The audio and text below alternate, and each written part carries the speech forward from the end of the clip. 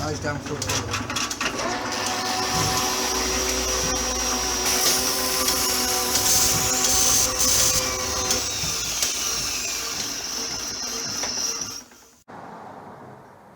Afternoon, folks. Tuesday, 3:29. Monday was cancelled due to our appearance at Castle Hill for Cass physiotherapy appointment. So that went well, but it kept us out of the workshop all day. This morning I've had other stuff to do, so I've done that. And now we have a tractor, not on axle stands, but balanced on a trolley jack. And you realise how heavy this bloody thing is, because I put my favourite block on the top of the trolley jack to cushion the metal contact, and it's broke into 3 pieces. And it's hard work. This is a 2-ton trolley jack, and it's bloody hard work making it lift this tractor. But there you go.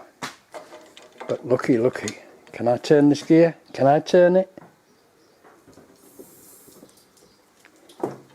It's on its wheels. It's on its wheels. And I did say to you that I'd have to sort out this rubbish out here and get it gone before I could start it and drive it outside. Lucky, it's all sorted out and it's all in the back of the truck. So, there you go. So what I think I'll do now is beetle off to Driffield and put it all in the CA site. I've put the battery on charge, but it appears that it's fully charged, so I don't think I need to do any more. So I think I don't want to leave it ticking over in here, obviously, because it'll just fill the place with smoke. And I made Greta Thunberg a promise that I would create as much global warming as possible with my diesel tractor. So there you go. So it's onward to the pit, and then onward to start the engine and back it outside. So I'll see you in a bit. I'm going to keep you in suspenders because I like them. Bye bye now. So here we go, folks. When I started to tighten up the battery terminals, I think I'm going to put a new lead on there, because I don't like the look of this one. It's not very good, and I've got some nice flexible welder cable. So when I start to tighten them up, I realise this one's very tight, and the reason it's very tight is because it's not a negative terminal at all. It's a positive one that I put on there.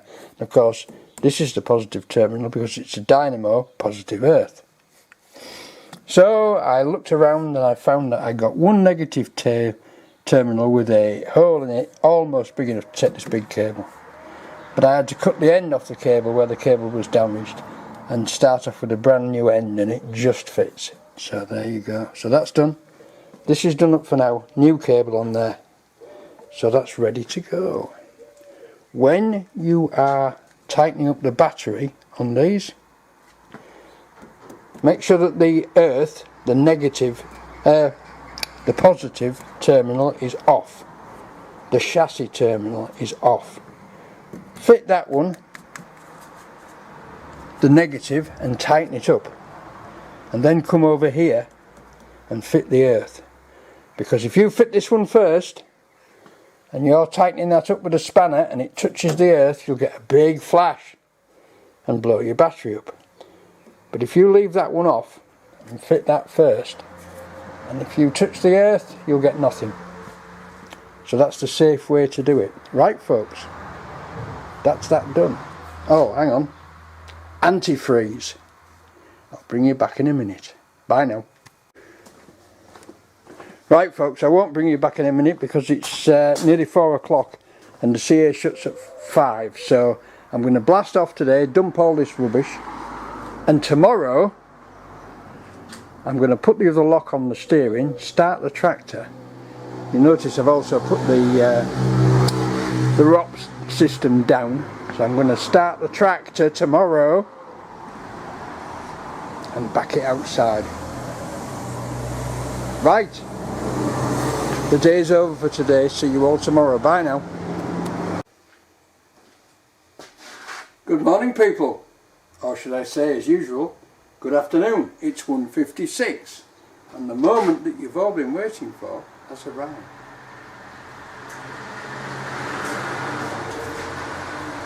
As I said, it's Wednesday. It's 1:56 and we're not working in the field today because our assistant from Driffield can't come, so we decided to spend the day doing this. So I'm going to climb on the tractor and see if she'll start. No doubt there's some reason why she won't, but let's give it a go anyway.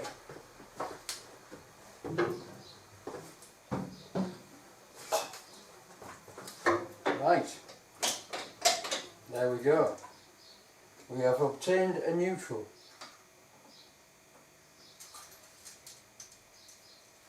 I have to get the key in the right way around. Perhaps that's not the key.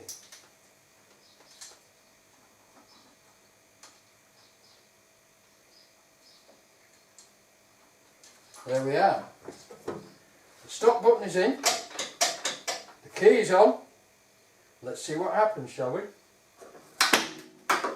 Oh. Nothing. There is an electrical problem. I shall bring you back when it's fixed. I wonder what's going on. Yeah! Ah! Right. Bring you back in a moment. Right, people. A very strange situation.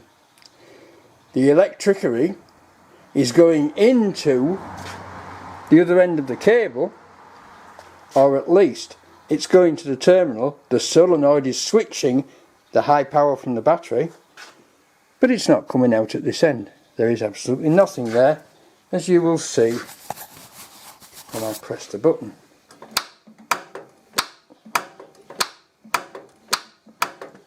So the solenoid is switching it. If I put that onto, I wonder if I can do it while you're watching. If I put that onto there, no, I can't get it on. I haven't got enough hands. I'll bring you back. I'm going to investigate this fault and I'll bring you back, because it's very odd indeed. It's almost as though the cable's broken internally, but I know it's not. It could be, to be honest, it could be paint under the terminals. I've got a load of paint on there and not cleaned it off before I tighten it all up. So I shall do some investigation and bring you back. Right, shan't be long. And so, folks, the problem becomes apparent. If I press the start lever with the wire onto the terminal, it works. But if I put the spade tag onto there, I'll have to find an earth somewhere else. If I put the spade tag onto there, where the, I wonder if I can get an earth on there. If I put the spade tag onto there, it doesn't. And the reason it doesn't work is because some idiot has painted the end of the cable so well that it's actually insulated. I shall take it off, clean it and put it all back together, and then I'll bring you back and we'll have another go. Bye now. Right, folks. I'll just check that is recording. Yes, it is. Right, folks. That was the problem. I had painted over the end of the cable on the solenoid and it was insulating. So now it's working. So it's, will it start? Take two. And you can absolutely see that you get no fakery with this channel. Right? Will it start? And the answer was no, it won't, but it might now. Let's have a go. Every nook and every cranny.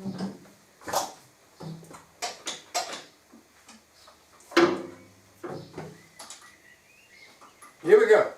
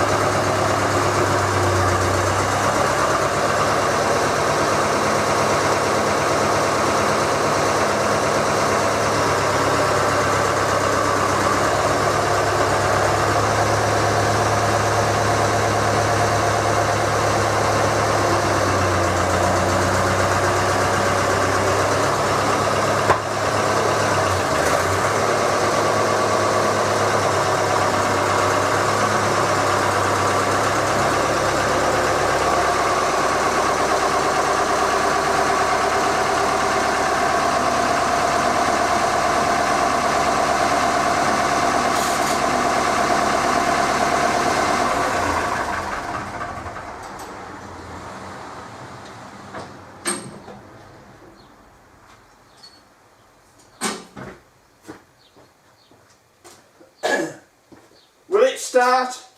Of course it will. So there you go. Let's have a look at it outside in the sunshine. PBT 229 rides again. It's been a lot of work. It's been a lot of work. But that's it, folks. So I think we can say I'll put the antifreeze in this morning.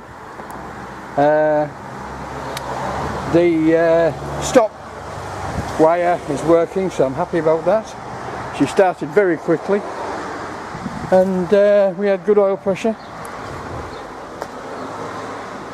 So I think we can safely say she's done. And let's move on. What's that? Oh, that's water. That's just water. I've spilt water, topping it up. Right, that's actually where the drain tap is, but as you can see, it's not leaking. So it's got the antifreeze in, it's got the oils in.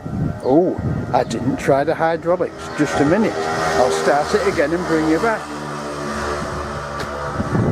I wonder if I can. Can I balance you on there?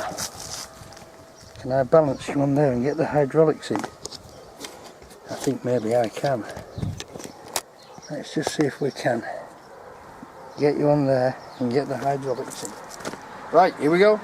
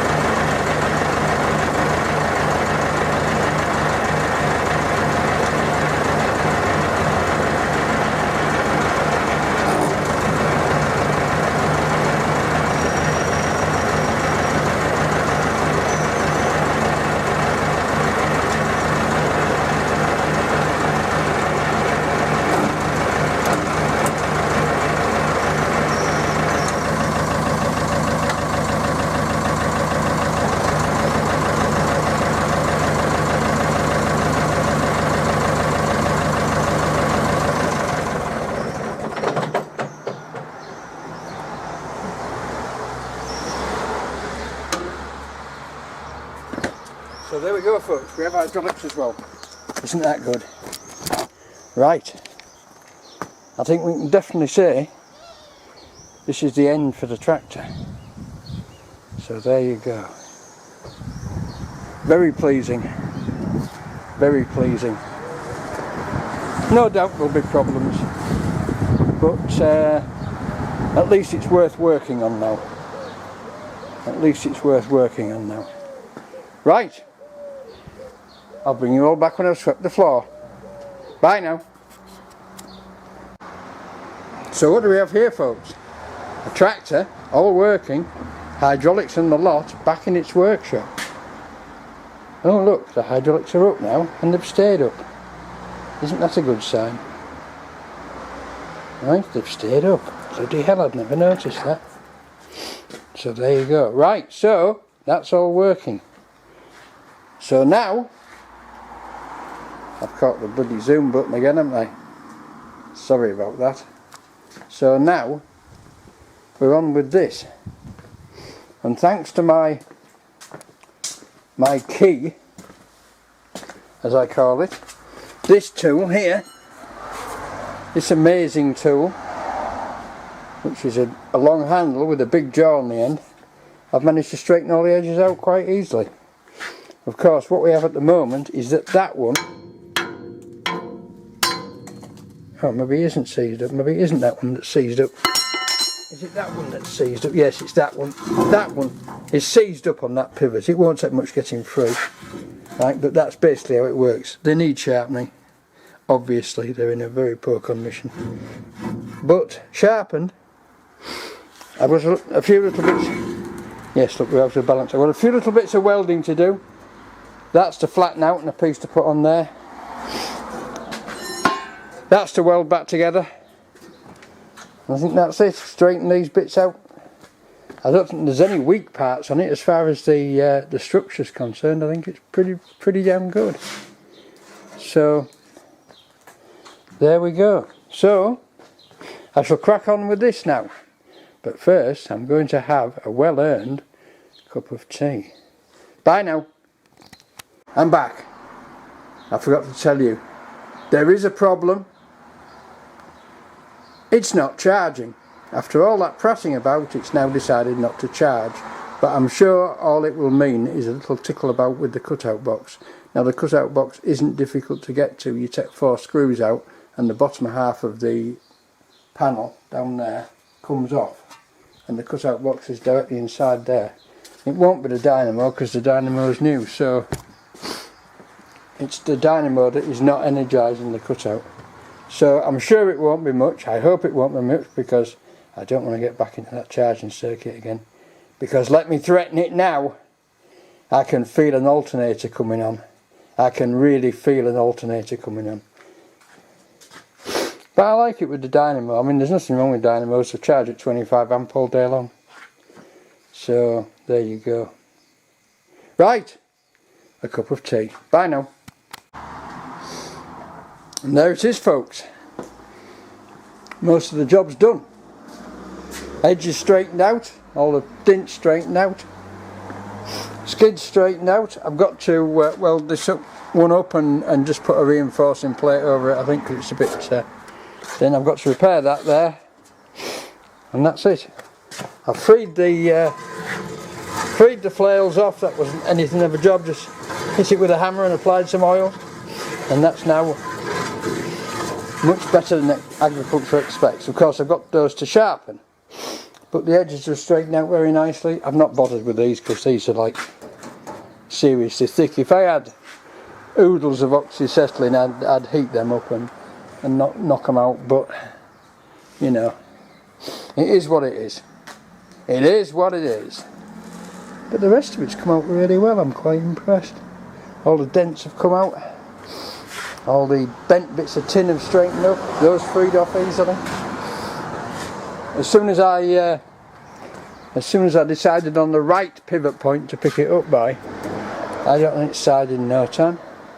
So really all that's left to do to it is to warm it up, well, weld those 2 bits up, warm it up, get the bloody labels off with the hot air gun. That's why I'm saying warm it up. I'm not talking absolute rubbish, just nearly absolute rubbish. And then knock the scabs off it and paint it. As an old mate of mine used to say in the motor trade, what are you going to do with that motor? Then I'll just knock the scabs off, paint it and flog it. Right, okay, I shall continue, but it is 4:41, so it's almost time to go home.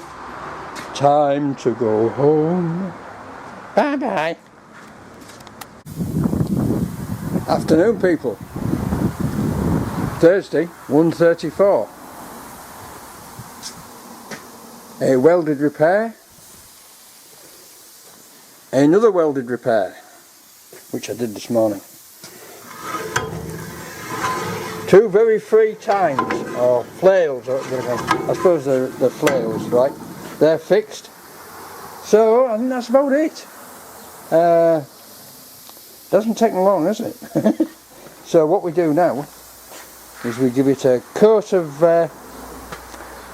nice waste oil underneath, which has the effect of stopping it rusting any more than it has, keeps everything freed off and gradually works its way into all the nuts and bolts and loosens them, because if we ever have to change these tines, what the manufacturers suggest is cutting a round hole in the top skin so that you can get to the nuts which are on the back of here, and they are big, they are big. But as you can see, that's perfectly free now, and all the edges are straightened out, and I'm not going to bother with those. It's just a waste of time. It's just cosmetic. If I had to, what I'd have to do is to suspend it from that end down there, right, and then I'd have to turn it over, lift it up that way, and then drop this edge onto something like that piece of rail and hit it with the big hammer. And at the end of the day, what you're achieving, and the answer is really nothing. It's purely cosmetic. It's had a rough life, now it's going to have an easy life, because it's going to be cutting grass and not cutting clay and chalk like it was. The previous people that had it actually were my friend John Lawson, the mechanic, had it at the Hunmanby grass track site, and they used it to cut the grass at the Hunmanby grass track site, and get your teeth in your mouth, and very well it did too. But they've got a bigger one now. They've got a huge horizontal flail mower thing, and he said they're really pleased with it. So there you go. So all we have to do now is give it a coat of paint, take the stickers off it, knock the scabs off it, and paint it. So I'm now going to give this a generous lashing of waste oil. When I've done it, I'll bring you back. Bye now. And there she is, folks, nicely coated in waste oil and a bit of white spirit just to knock it down. So that'll soak in now. The white spirit will evaporate, and it'll leave the oil soaked into the rust, which basically means it ain't going to rust no more. Right? I've sprayed behind here so that the nuts get a nice coating of thinned oil on them, and they'll free off. And of course, grass will probably stick to it, but who cares? You have to pull these things, tip them on the side, or lift them up on the 3-point linkage, scrape them out when they get blocked up with grass. Although this is not like a rotary mower, it's a different thing altogether. I also noticed that the 3-point linkage is still pressurised and still up. So there you go. So the hydraulics are definitely in good condition now with all the new parts on. Right, I'm going to leave this up here for a bit, and while I'm leaving it up here, I'm going to come around the other side and I'm going to hot air gun all these stickers off, and then we're ready to drop it down and start the cleanup. For that I might just slide it outside into the sun, although how hot is it out in the sun? Oh, it's almost over the yard arm. Must be time for another cup of tea. Bye now. So there we go, folks, 4:56 Thursday, and I've got, well, it's not actually a third of it, but more or less a third of it done. Right, I'm going to have to go over it with the needle gun where the areas of rust are, because they've obviously been there for ages and it's thick scale, but it comes off. So if we can get it all back to reasonably flat, reasonably clean metal, it'll have it. So I should think I'll spend a couple of hours tomorrow kicking 7 bells out of this. We had a slight interlude because I realised that when I'd when I backed the tractor out, I broke one of the pit boards. So I had to beetle off and find a piece of wood to replace it with, which I have done, and we're all back to safe again. Can't fall down holes in the pit. So there you go. Right, that's it for today. I've cleaned the shaft up on the gearbox, and the prop shaft now fits it nicely, because it took us hours to bang the bloody thing off there. But there you go. Right, that's it. I'll see you all tomorrow. Bye now. Good afternoon, folks. Friday, just gone 2 o'clock, and I think that's the scabs knocked off it. I should have had it sandblasted, but getting a thing this size down to Bransburton is not easy, and it took us enough job getting it here in Keith's trailer. We had to virtually drop it out of the trailer because it's so heavy, but it's done now. That'll do. It's not clever. It's not clever. It's just a topper. It won't rot. If it scabs up, I'll put some more paint on it. Right, that's it. It's tidy up and let it have it time. But first, it's cup of tea time. Look at the filth. Look at the mess in here. Look at the filth in here. I haven't degreased it. Well, I've got to vacuum it off first, then sweep the floor, and then degrease it. But it should be okay. What a horrid job. See you later. And there we are, folks. It's had a double header coat of red lead. It might get another one today.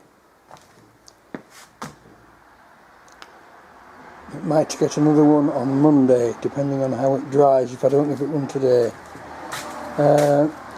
2 coats, wet on wet, and heavily on the pitted areas so that it soaks in. But I'm going to need to go over those pitted areas again, because you can probably see they look like orange peel, well actually they're rust pits. So there we go. But this should hold it back, as they say, also make it look a lot smarter. And of course I've just remembered, I've got some nice implement red, which I could give it a final couple of coats. No, I'm not painting it blue. I'm not painting it blue. That would be too much, wouldn't it? A blue tractor with a blue topper. I don't think I've got enough paint left anyway. How much paint have I got left? Oh no, that's black. That's the blue.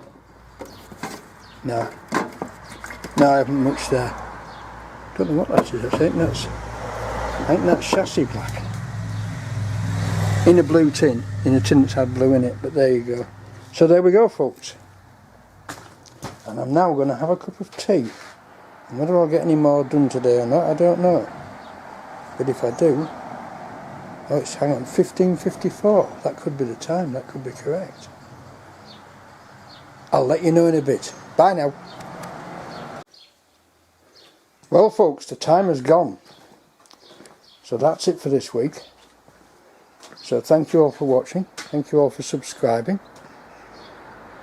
and I'm going to Sheffield tomorrow to take my youngest daughter Emily to Sheffield University, which I hope is going to go smoothly, because last time I went to Sheffield University we parked the car in the multi-storey car park just across from the Octagon Centre.